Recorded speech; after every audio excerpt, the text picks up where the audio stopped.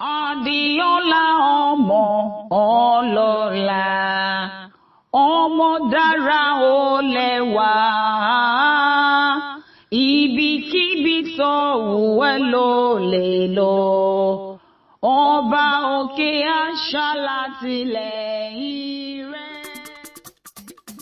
Adéọlá mo dúpẹ́ gbéra lẹ̀ òdìdè ọdún ẹ̀ lóde.